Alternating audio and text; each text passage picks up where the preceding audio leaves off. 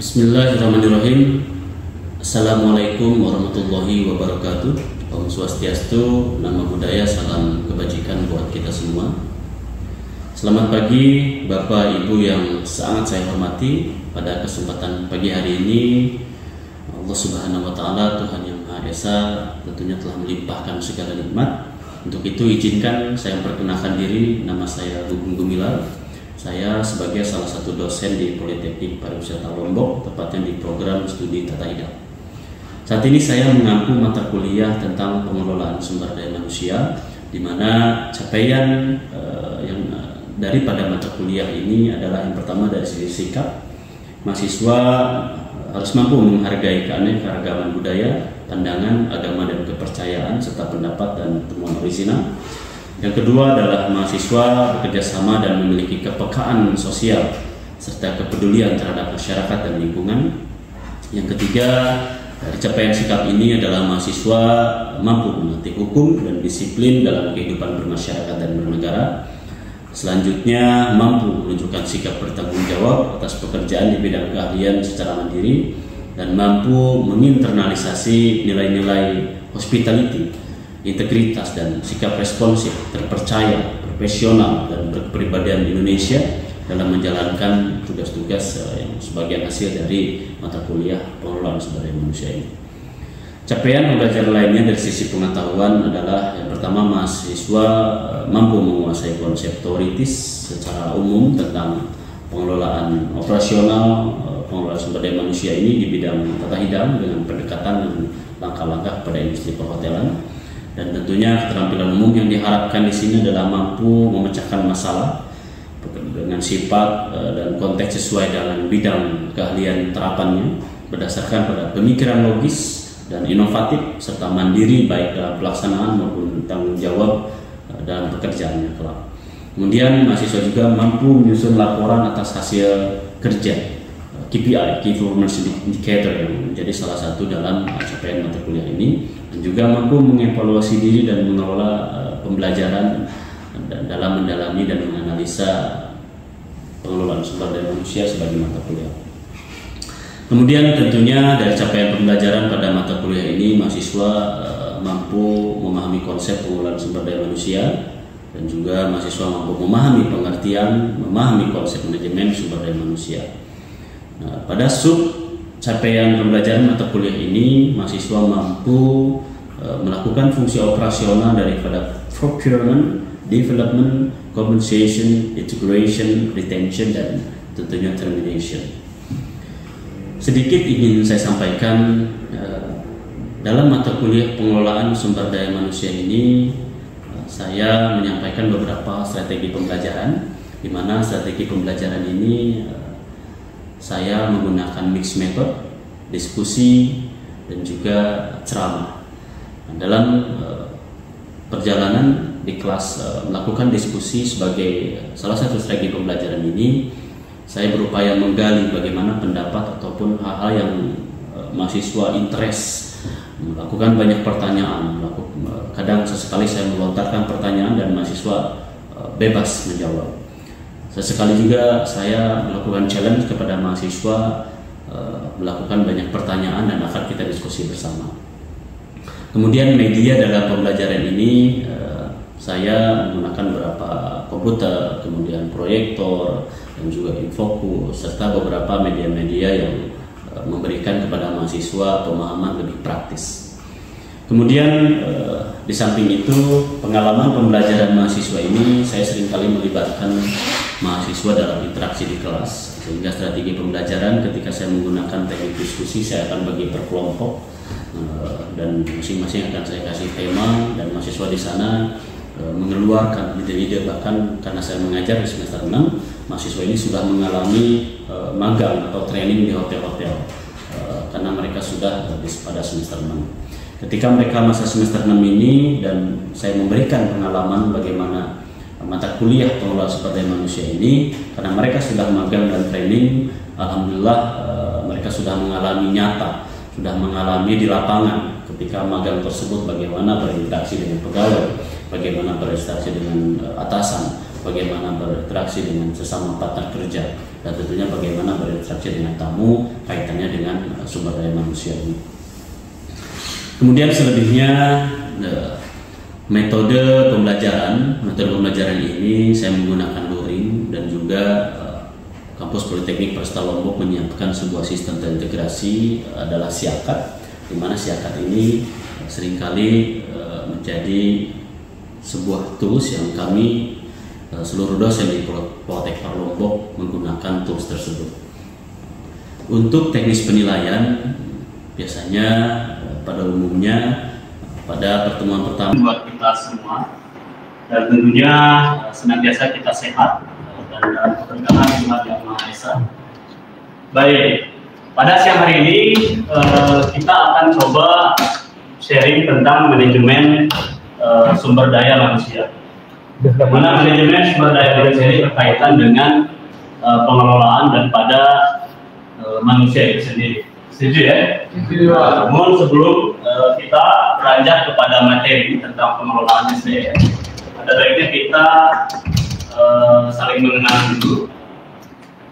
Karena di semester 1 kita pernah ketemu. Semester 2? Ya, saya masih ingat nama-namanya, ada Nova, kemudian Iwan, Eza, ya. Ada juga Badi. Itu Badi sehat di mana Badi? Iya. Badi sehat? Iya. Ada juga Maulana. Sehat Maulana? Alhamdulillah. Sekarang kalian sudah semester? Jadi semester 6 ini sedang menyusun tugas. Iya. Absennya sudah lengkap, sudah saya cek. Tentunya meskipun kalian sudah lama tidak ketemu, namun saya harus perkenalkan diri kembali. Nama saya Gugung Gumilar, Gugung ya, bukan Gugung Gumilar. Jadi kita bertemu lagi di semester 6 untuk membahas tentang sumber daya manusia. Namun karena kita jam makan siang, kadang kita ngantuk ya? Boleh ice breaking dulu? Ice breaking dulu ya. Konsentrasi. Yang tidak konsen bau rasi. Baik, konsentrasi. Yang tidak konsen bau rasi. Boleh tangannya diangkat ke atas ya. Tangannya diangkat ke atas. Tangannya ke atas. Kita ulang berarti guys ini belum konsentrasi. Yang tidak konsentrasi bau rasi. Baik. Tangannya di samping. Tangannya boleh di samping. Naik, angkat ke atas. Tangannya angkat ke atas. Baik. Putar. Stop.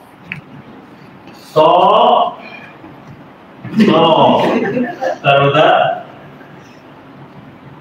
Pegang telinga. Usap hidung. Wah, masih ada yang belum konsentrasi. Usap hidung guys, ke hidung. Ini dah. Baik, tepuk tangan buat kita semua. Sudah konsentrasi? Sudah. Baik, konsentrasi ya. So guys, tentang manajemen atau pengelolaan sumber daya manusia ini, tentunya kita memiliki kontrak kesepakatan kontrak belajar ya. Di mana kontrak belajar ini adalah kesepakatan saya sebagai dosen dan kalian sebagai mahasiswa.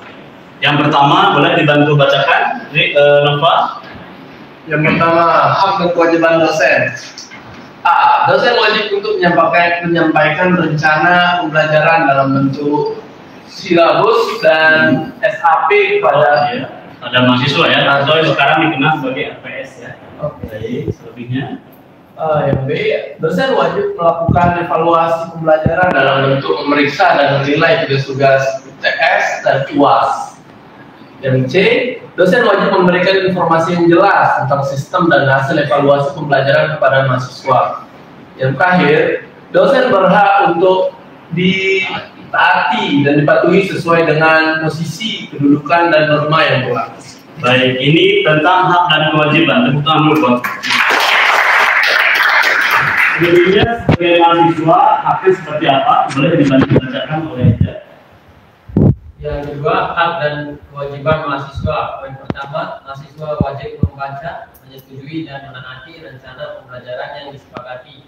Poin kedua, mahasiswa wajib mengerjakan segala instruksi dari dosen sesuai dengan rencana pembelajaran yang telah disepakati.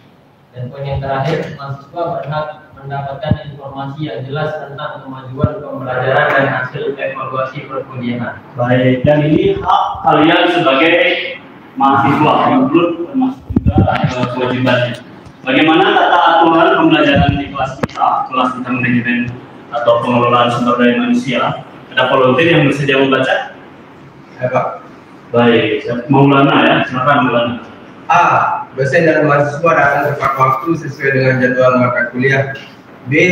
Pembelajaran dilaksanakan sekurang-kurangnya 14 kali pertemuan di luar PTS dan UAS. Apabila terjadi kekurangan pertemuan, akan diganti pada masa yang ditentukan oleh manajemen. C. Pemberian materi pada setiap pertemuan akan mengikuti silabus dan SAP yang telah disepakati. D. Tidak ada kesepakatan pembelajaran di luar jam yang tepat dan telah terjadwalkan kecuali ada izin dari manajemen. E. Dosen dan mahasiswa wajib menandatangani, mematuhi dan mentaati kontrak belajar. Baik, tepuk tangan yang mulia buat karena Maulana volunteer ya, tanpa saya tunjuk, saya akan kasih voucher sida makan di kantin ya. Oke? Pokoknya yang volunteer kan tadi yang saya tunjuk ya, saya tunjuk voucher berenang. Gimana? No? So guys, tentang kata aturan ini semuanya setuju? Setuju. Bagi yang telat, berapa toleransinya? Misalnya dari 8 masuk berapa? 15 menit. Lebih dari 15 menit? Tidak ada keterangan.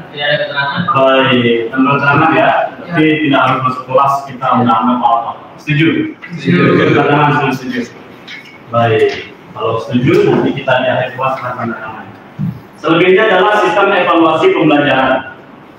Mahasiswa berhak mendapatkan informasi tentang hasil kuantifikasi dari penilaian UAS, UTS dan juga tugas. Hasil kerja dari penilaian tugas individu dan kelompok diberikan kepada mahasiswa.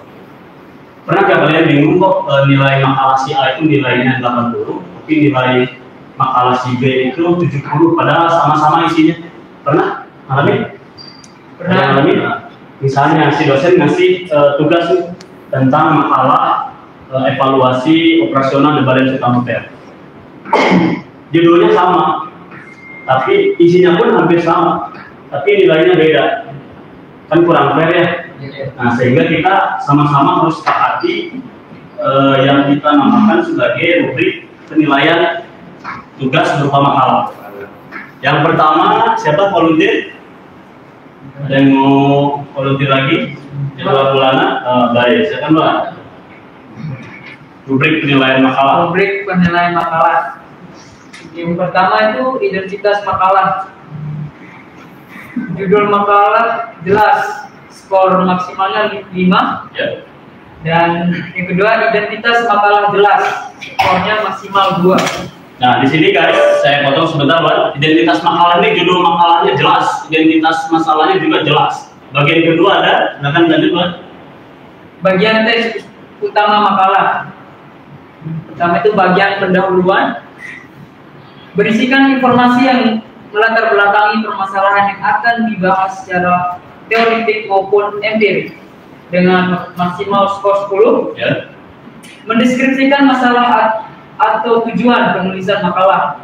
5. Menuliskan manfaat dari materi yang dikaji. Itu 5 maksimal skornya. Selanjutnya bagian inti. Memaparkan materi yang relevan dan masalah yang telah dipaparkan pada bagian pendahuluan 10. Ya. Beragama konsep dieksplorasi dari banyak sumber, 9 lebih dari 5 sumber buku atau jurnal, artikel dan lain-lain. Baik, saya rasa cukup ya. Jadi kalau dia sama ya, hadiahnya dapatkan voucher 25.000 Jadi yang pertama ada yang namanya tentang rubrik penilaian. Nah, Ada yang nilainya A, nilainya B, nilainya C, tergantung daripada skor maksimal kalau diujikan dalam bentuk makalah. Sampai sini ada pertanyaan untuk sistematika penyusunan makalah dan skornya? Sudah clear ya? Sudah jelas ya? Baik. Kontrak perkuliahan sudah kita sepakati, kemudian rubrik penilaian juga sudah kita sepakati juga. Selebihnya adalah tentang LPS bersama pembelajaran semester. Ini materi tentang pengelolaan sumber daya manusia. Kenapa sih Pak Gum LPS ini penting? Jadi LPS ini guys panduan kita, khususnya di kelas kita.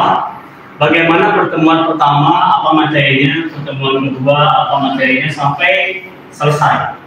Dan bagaimana penyampaiannya, semua tertata di sini. Contohnya misalnya yang pertama hari ini seperti hari ini, mahasiswa mampu mengetahui perbedaan konsep. Nah ini adalah capaiannya ya. Kemudian yang kedua, bahan kajiannya ada kontrak perkuliahan, ada definisi sumber daya manusia hari pertama kita. Kemudian strategi pembelajarannya berupa PBL dan juga ceramah, ada juga diskusi case tadi kita akan sama-sama. Dan pengalaman belajarnya semakin kalian aktif, nilainya semakin tinggi.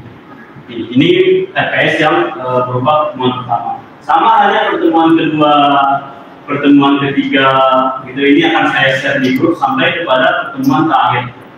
Jadi kalian ini nanti menjadi panduan tersendiri bagi kalian di sini untuk sama-sama melihat LPS yang akan kita susun. Baik, untuk LPS saya rasa sudah clear ya. Di sini kita akan lanjut ke materi utama, yaitu tentang pengelolaan sumber daya manusia. Ada yang bisa jawab?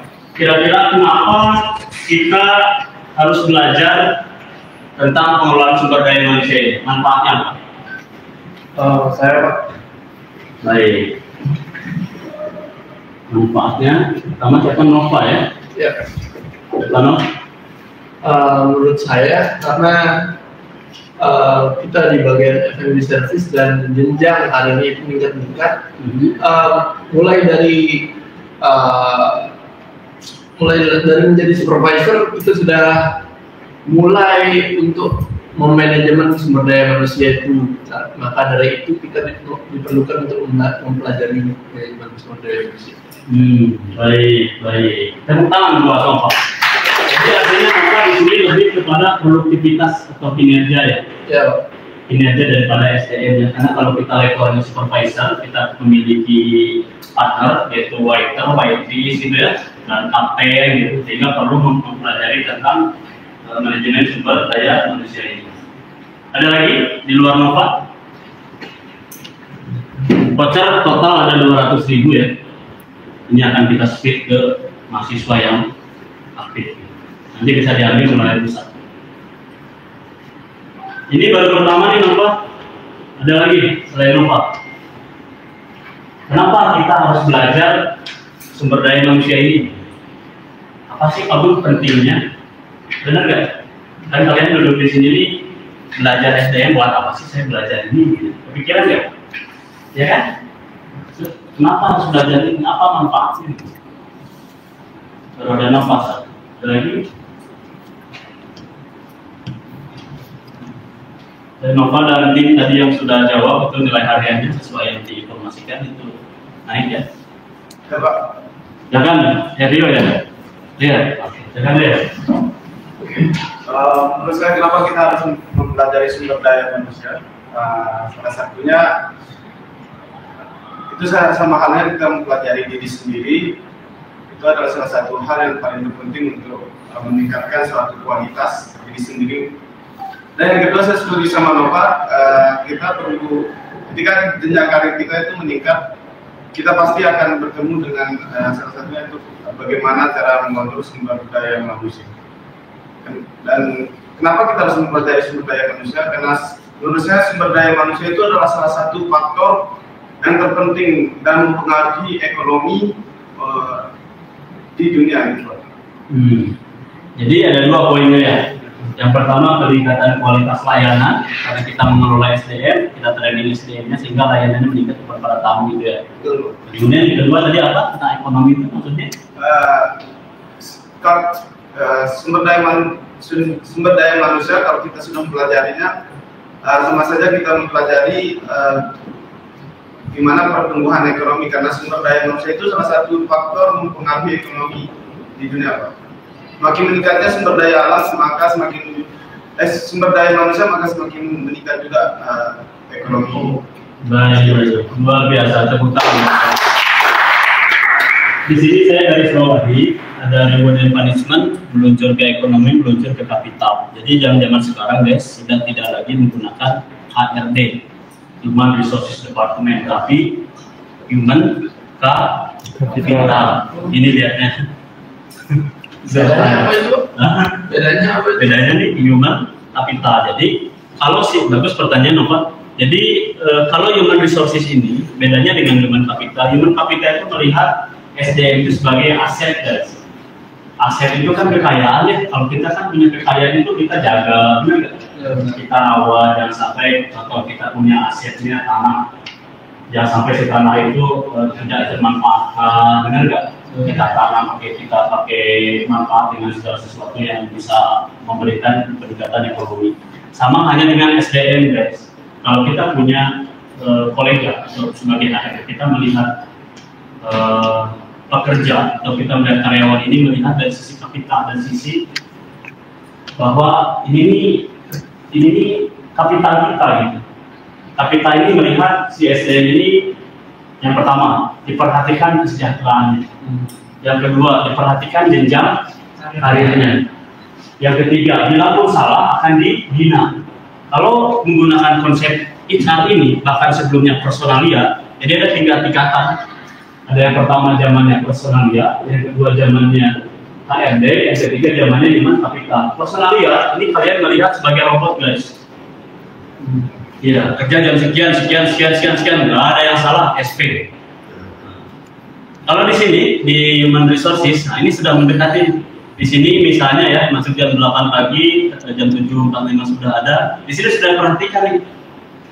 Contoh, di sini sudah ada misalnya BPJS kesehatan, BPJS dan kerjaan kan zaman personalnya belum. Nah, zaman human capital, ini lebih diperhatikan kembali.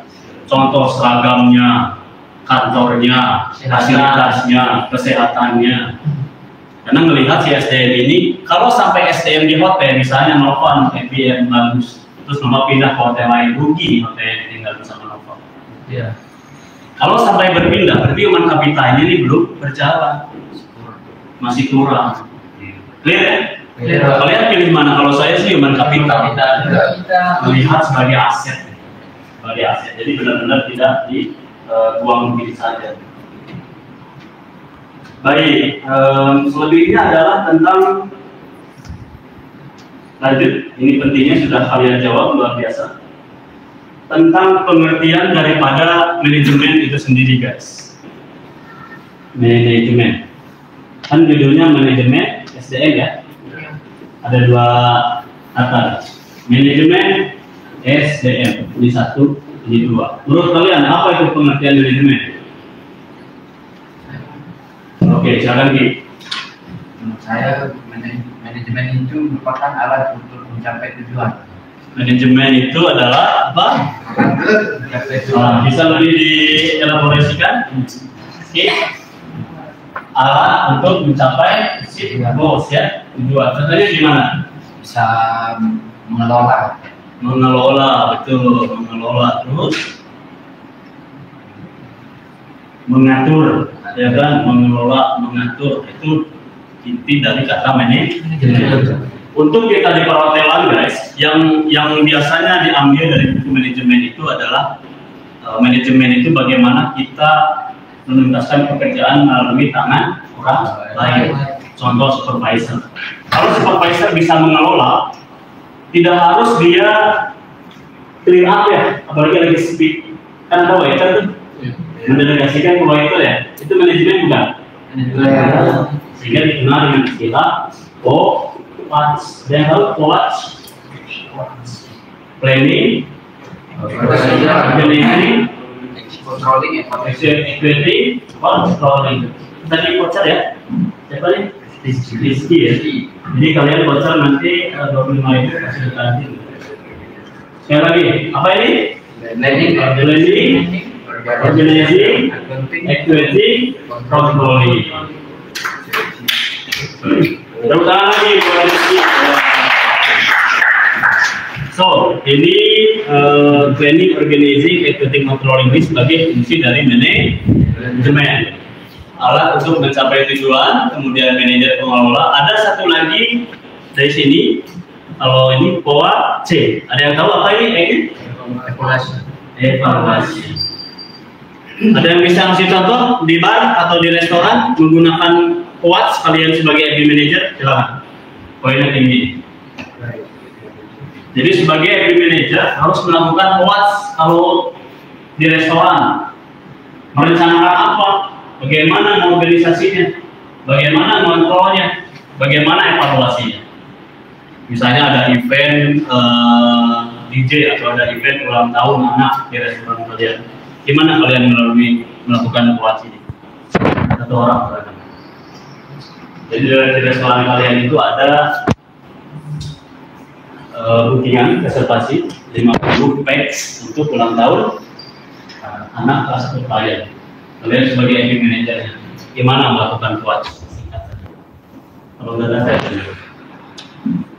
paham pertanyaannya? Di sini jangan merasa salah mungkin penyampaian, nggak usah, ini hanya sharing aja. Ada yang berani? Oh, jadi lagi. Udah 50.000 deh. Hari ya. Watch planning, organizing, equity, controlling, evaluasi. Ya, dan evaluation. Watch itu dilakukan dari tahap awal sampai tahap akhir. Satunya kita start dari planning. Gimana ketika sebelum terjadi event itu kita harus punya planning. Gimana planning kita untuk melaksanakan event ini dengan tertib baik sampai akhir. Organizer, apa? Ya. Kasih contoh ya planningnya kayak gimana gitu ya. Planningnya contohnya misalnya yang bookingan 50 packs ulang tahun itu. Oke, bookingan 50 pack ulang tahun. Ya. Nah, planningnya misalnya untuk yang 50 pack itu lebih enak di indoor atau outdoor. Kita pilih indoor. Terus yang jadi waiternya siapa? Terus yang jaga ini siapa? Ntar kalau ada VIP yang jaga siapa? Itu salah satu planningnya. Terus organizingnya itu gimana cara mengaturnya? Mengaturnya contohnya kayak pembagian section juga termasuk. Ya. Terus salah satunya juga komunikasi, gimana komunikasi yang bagus ketika supaya mendapatkan running well yang bagus juga ketika acara. Terus equity apa? Equity. Ya. Equity itu Jadi setelah kita merencanakan, kemudian kita mengorganize, langsung ke equity itu mirip implementasinya. Langsung saya lebih mulai implementasi, Pak. Ya. Implementasinya itu kayak ketika sudah berjalan acara, gimana cara kita menerapkan apa yang sudah kita planning, organizing itu secara baik. Supaya controlling. Controllingnya itu gimana cara kita mengontrol ketika planning, organizing sama implementasinya itu sudah berjalan, selanjutnya tinggal kita kontrol supaya tetap berjalan dengan well. Dan menghindari tamu komplain ya. Ya, itu. Dan terakhir evaluasi itu sepatutnya harus tetap dilaksanakan, dan evaluasi walaupun bagus, buruk, tetap evaluasi gimana bagusnya yang harus kita terapkan untuk next. Mungkin ada buruknya yang harus kita buang, apalagi kalau ada buruknya, evaluasi bisa sekarang. Baik, luar biasa. Terima kasih. Baik, masih banyak materi, namun karena mengingat waktu yang terbatas, sehingga kita harus akhiri sampai di sini. Namun sebelum kita bubar, ada mungkin satu orang yang bisa menyimpulkan dari pertama sampai detik ini tentang pengelolaan SDM di fasilitas yang ada. Boleh, silakan disimpulkan. Saya tidak mau ada Eril lagi, terus Maulana lagi, Iki lagi, Nova lagi, Bani lagi, coba yang lain. Simpulkan. Apa yang kalian dapat tentang pengelolaan manajemen SDM karena kita terputus oleh waktu. Silakan simpulkan. Badi ya, silakan. Agil. Silakan Agil. Berdiri untuk tanya berdiri. Agil. Jadi yang saya dapatkan ketika saya di tempat ini, yang pertama, manfaat dari manajemen itu sangat penting untuk mengelola tempat kerja kita di bidang industri. Kalau kita jadi manajer, di mana inti dari manajemen itu adalah mengerjakan sesuatu dengan bantuan dengan orang lain, dengan manfaatnya yaitu meningkatkan pendapatan industri, terus menjaga kualitas SDM kita anggap mereka sebagai aset. Kemudian untuk wajib yang pertama planning itu maksudnya itu merencanakan bagaimana supaya industri kita makin meningkat pendapatannya. Kemudian organisasi itu adalah seperti bagaimana mengatur SDM kita supaya tetap bagaimana mengatur SDM kita supaya meningkat skillnya. Kedua, apa yang kedua? Actuating, implementasinya, ya. Penerapannya bagaimana kita waktu menyelenggarakan eventnya, bagaimana kita menyelenggarakannya. Kemudian controlling, bagaimana mengontrol supaya apa yang kita kerjakan itu tetap konsisten. Kemudian evaluasi, kita evaluasi setelah selesai eventnya, apa kekurangannya akan kita perbaiki ke depannya. Itu yang saya dapat. Boleh. So guys, apa yang disampaikan oleh Ragil dan Heri dan juga teman-teman yang lain, Nova, Iki, Maulana, Badi, dan bisa saya sebutkan satu persatu yang sudah aktif tadi, ini luar biasa. Masih banyak yang akan kita bahas, namun jangan mengingat waktu yang terbatas, sehingga kita akan lanjutkan di pertemuan selanjutnya. Tadi kesimpulan sudah dibacakan oleh Ragil dan evaluasi kelas yang hari ini, alhamdulillah tidak ada yang terlambat, dan kita akan mulai menerapkan kontrak perkuliahan yang tentunya sudah kita sepakati, dan RPS pun akan saya bagi di kelas. Nanti untuk tugas ada, kita akan share tugasnya di WhatsApp group. Kedua kelas mohon dibuatkan WA-nya, bisa ya? Kita akan share dan di batas waktu pengumuman saya sebutkan juga. Baik, terima kasih banyak. Demikian yang saya sampaikan. Semoga bermanfaat dan salah dua orang tua. Kita pelajari kuliah untuk mencapai cita-cita bersama. Assalamualaikum warahmatullahi wabarakatuh. Waalaikumsalam warahmatullahi wabarakatuh.